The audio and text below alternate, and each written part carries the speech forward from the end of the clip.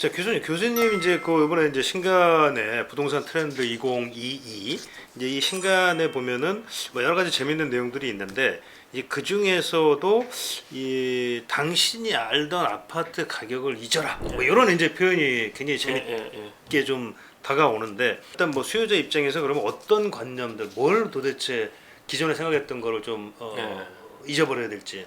뭐 저는 뭐 제가 하는 아는 저는 부동산을 뭐 매입하지 말라. 뭐 인생을 즐기려라 그런 관념을 생각하는 사람은 아니고요. 언젠가는 사야 되는데 전 그 살 시점이 이제 내년은 아니라는 거고요. 이제 그게 아마 뭐 2023년 후반이 2024년 올 거예요. 온다. 그럼 그때까지 저는 우선 공부하라는 말씀을 좀 드리고 싶고요. 두 번째는 이제 그때 타이밍에서 아마 약간의 가격 하락 또는 정체를 경험할 거예요.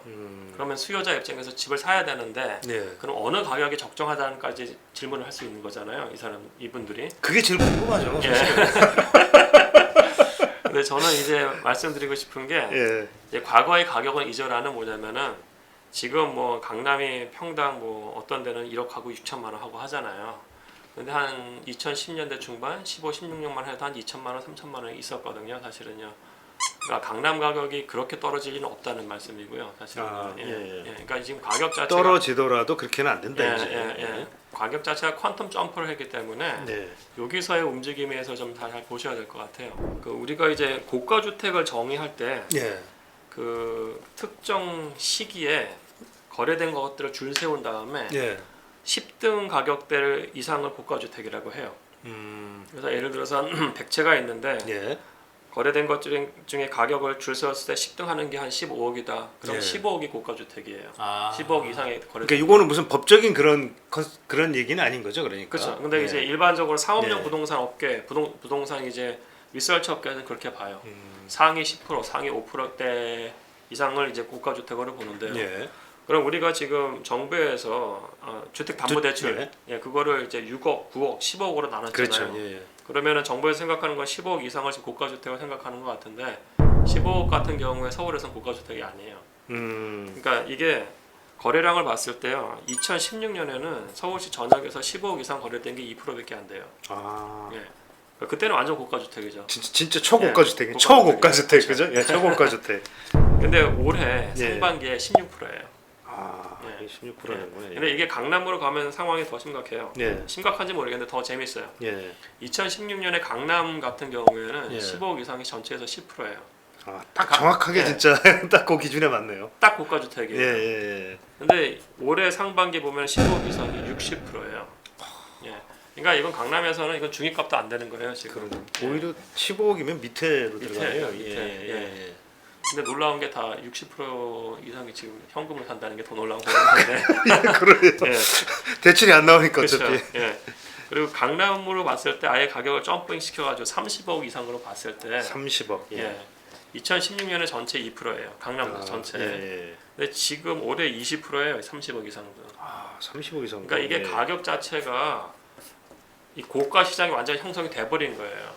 그리고 이게 15억 이상이 어떤 특정한 지역에서 60% 이상이라고 했다고 하면은 현금을 사는 사람들인데 이 가격 안 떨어집니다. 사실은요. 굉장한 하방 경직성이 있을 거고 그래서 이 가격이 뭐 2016년처럼 가격이 떨어진다 그거 기대하시면 안 돼요. 절대로. 그러니까 저는 2023년이나 24년 정도에 아마 그 매수를 할 타이밍이 올 텐데 오기는 온다. 근데 그때 시점에서 지나치게 예전 가격을 고집하면서 그 시장을 관망하지 말라는 말씀이죠. 이게 참 적정 가격을 찾기는 어렵죠. 어렵긴 하겠지만 그러면 그렇더라도 그러면 어느 정도 수준 아니면 어떤 지표 뭘 보고 어떻게 구입을 해라 예를 들면 이런 게 좀 있을까요? 보통 일반적으로는 미국 같은 경우에서는 사실은 자기 소득 대비 30%를 주거 비용에 써요. 자기가 1년에 1억 소득을 번다고 하면은 3천만 원 정도는 주거 비용에 쓰는 거예요. 3천만 원. 그럼 3천만 원 주거 비용을 쓴다고 했을 때 이 비용을 갖고서 이제 역으로 해서 이제 주택을 하면 되는 거죠. 뭐 이자 이제 담보대출을 내가 받았을 때 뭐 3천만 원을 이게 과연 뭐 할 수 있느냐. 근데 만약에 담보 이자율이 올라 버리면은 뭐 3% 5% 4% 5%까지만 올랐다. 그러면 이제 그 가격 자체는 적정 가격은 내려가는 거죠. 더 떨어지는 예, 거니까. 아. 그러니까 우리가 예. 예. 그 기준금리가 2%대라고 했을 때 예. 물론 주담대는 더 높겠습니다만 그때 15억 정도는 우리가 감내하는 가격이 맞는 겁니다. 그래서 기준금리가 올랐을 때 그러면 이제 적정하게 살 수 있는 가격대는 좀 떨어지겠죠. 예. 아, 그런 게 하나의 좀 상당히 중요한 어떤 예. 팁이 되겠네요. 예. 그러니까. 근데 사실은 예. 이게 주택 가격이 많이 오르면은 과거에는 적정한 주거 비용을 자기 소득의 30%라고 봤어요. 네. 근데 지금은 40%도 얘기를 해요. 아, 예, 40%까지. 예. 주택 가격이 너무 올랐기 때문에 그래서 이거는 좀 본인의 판단을 보시면서 하셔야 될 것 같아요. 예, 예. 지금 이제 서민 주택이라고 부르는 게 또 이제 이게 고가 주택 얘기를 하셨지만 또 사실 예. 역으로 또 보면은 그 서민 주택은 그러면 이제 뭐 어떻게 서민 아파트? 예, 아파트를 예, 보시면 예. 그럼 서민 아파트는 도대체 그럼 어떻게 봐야 되느냐? 예. 국가에서 정한 그 대출 액수만큼 액수. 예. 6억 원이라고 봤을 때 예. 사실 이게 굉장히 놀랍더라고요. 저도 이 데이터를 보면서 깜짝 놀랐는데 예. 그러니까 6억 원 이하가 거래된 비중을 봤어요. 예. 그러니까 2016년을 보면은 2016년 이전이요. 예. 그때는 서울시의 전역에서 80에서 90%가 6억 원 이하예요. 예. 근데 이게 2021년 상반기 현재 이게 30%로 쪼그라들어요. 예. 그러니까 이게 서민주택 주거 멸실이 속도가 너무 빨라요 지금. 예. 근데 이거를 노원구, 도봉구, 성북구만 봤거든요. 예. 저는 노도강이라고 안 보고 예, 노도성. 노도성이라고 봅니다. 왜냐하면 예. 강북구는 아파트가 많지가 않아요. 예, 성북구가 아파트가 많고 해서 저는 노도성이라고 보는데 이 지역은 거의 99%였어요. 6억 원 이하가 예. 2016년 전에. 예. 근데 지금 이게 50%로 떨어졌어요.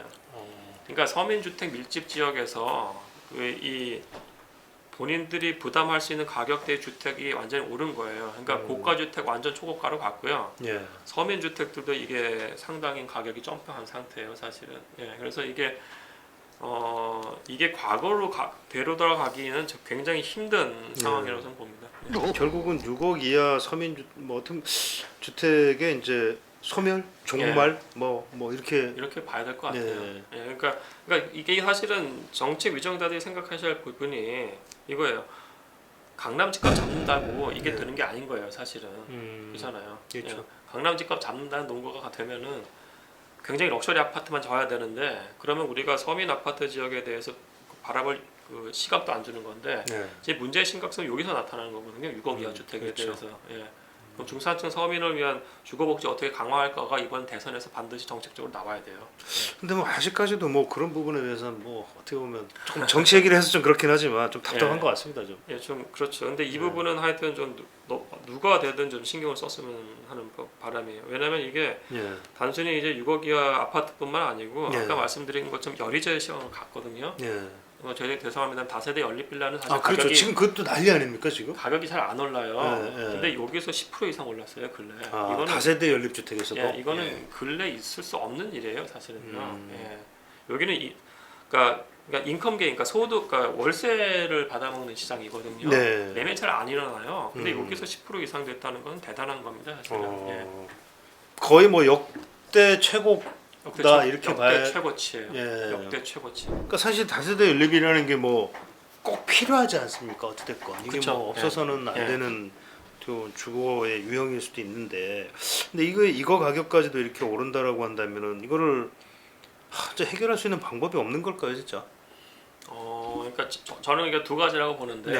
네. 이게 이제 그러니까 정부에서 공급 사이드에 대한 고려뿐만 아니고 수요 사이드에 대해서도 좀 고민을 좀 해야 된다고 생각을 해요. 아 예. 예. 근데 이제 공급 사이드에 대해서 지금 정부에서 좀 명확하게 좀 했으면 좋은 부분들이 네.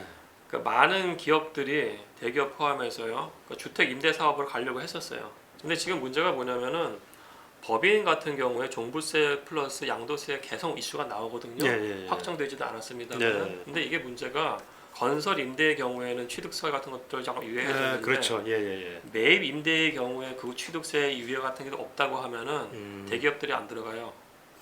그러니까 기업들이 한 5년, 10년 내 당시 본인들도 엑시트해야 될 거 아니에요. 그렇죠. 예. 이 물건을 누군가 사줘야 되는데 예. 대기업들이 갖고 있는 1000세대를 누가 사주냐고요, 사실.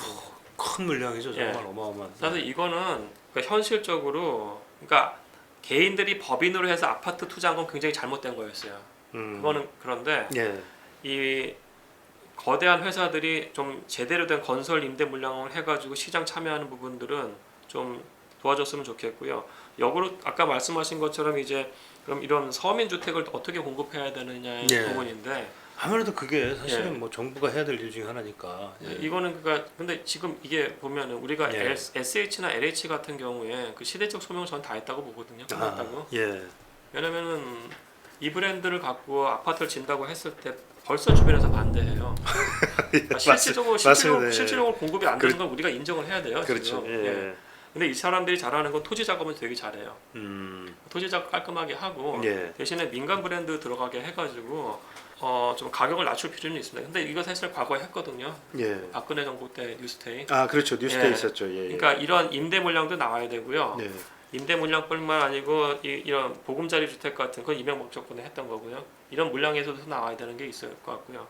그다음에 이제 이건 공급 측면이고 수요 측면에서는 사회적 약자에 대해서 조금 더 우리가 금융 프로그램 같은 것들이 좀 더 잘 개발됐으면 좋겠어요. 아, 금융 프로그램. 예.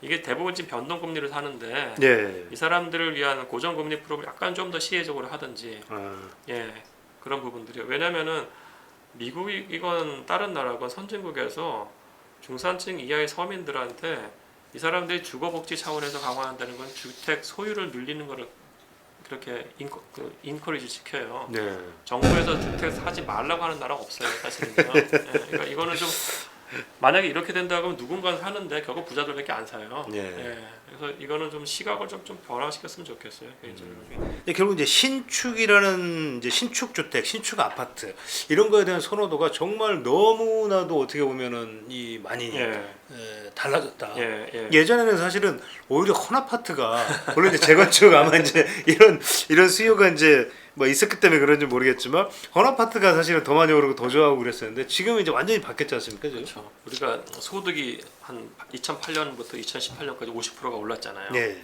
소득이 오른 사람들이 봤을 때 그 사람들은 주택이 연위제하고 뭐 우위제를 봤을 때 양질의 주택에 살고 싶어 했을 거예요. 네. 그렇죠. 그러니까 이거는 단순히 우리나라가 지금 주택 공급이 100이하가 중요한 게 아니고요. 네.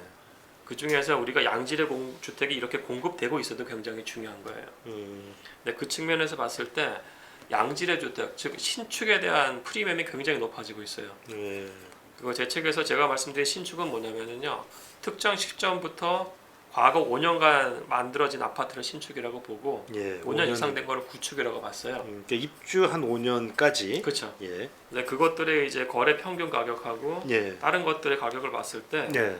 2016년 전만 하더라도 네. 신축과 구축의 차이가 서울시 전반적으로 20에서 25%예요. 아, 20에서 25. 예, 그러니까 신축 아파트 구축이 한 10억이면 신축이 한 12억 하는 거죠.